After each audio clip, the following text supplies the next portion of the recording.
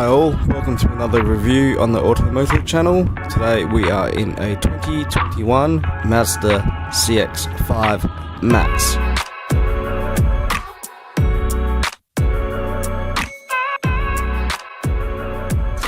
So this is the second generation CX5 that's pre-facelift for 2021. This Maxx is the base model with the automatic gearbox and it's fitted with the 2-litre Skyactiv G engine. Now this 2-litre Skyactiv G is the smaller of the two engine options available in the CX5, the other being the 2.5 Skyactiv G. And these are options that you can also have in the smaller size Mazda 3, with the 2-litre, in my opinion, being adequate, as well as also being fitted in the baby SUV CX3. I have been very optimistic about how the 2-litre 4-cylinder would go in what Mazda classes as a medium type of SUV, and to be totally honest, I was quite surprised. I don't know if it's a tuning, but the engine seems to pull quite nicely in this new vehicle.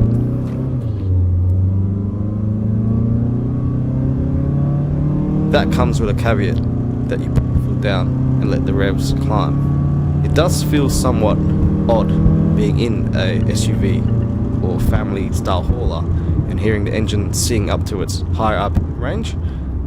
You just have to remind yourself that you're not in a smaller hatch, because it definitely doesn't handle like the smaller Mazda 3. The 2.5 litre, in my opinion, would have been a more better fit in this size car, particularly if you're planning on hauling around a family of 5. It just feels like this 2-litre needs to be revved to get this car moving, and although it's perfectly fine, it just seems odd, in my opinion. Transmission, just like the other Mazda automatics, is really nice to allow it to get up to speed. But then there's also the addition of sport mode, which I found useless in the other smaller size Mazda 3s, but it's even more ridiculous in this CX5.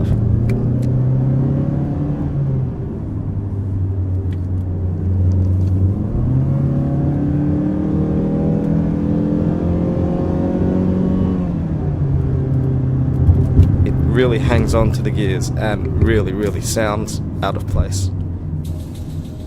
I'm not a fan of SUVs, but this is one of the more popular ones, and it does handle okay, if a bit floaty. That's what you get with the raised height and the perception with the view over other people, but I'm just not a fan. Overall, this pre-facelifted version is very similar to the other range of Mazda's offerings in terms of the infotainment and the rotary dial and gear lever.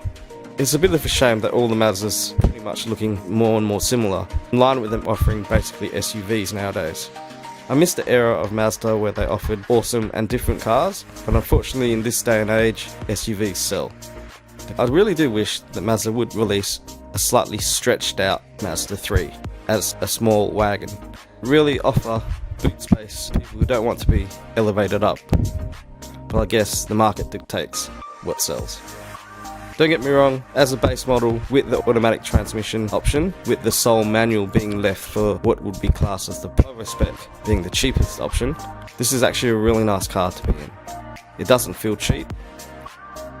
You don't get sat-nav in this Povo spec. The workaround with that is the Apple CarPlay and Android Auto are now standard. I can't really add more to this review because it's not really an exciting car for me to drive, but I say that with all SUV type vehicles.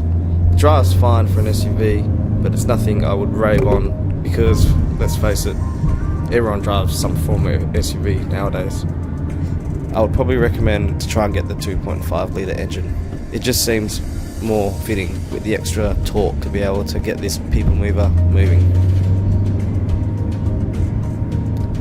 Thanks for watching this somewhat quick review of this brand new 2021 CX5. I hope you enjoyed it. See you next time.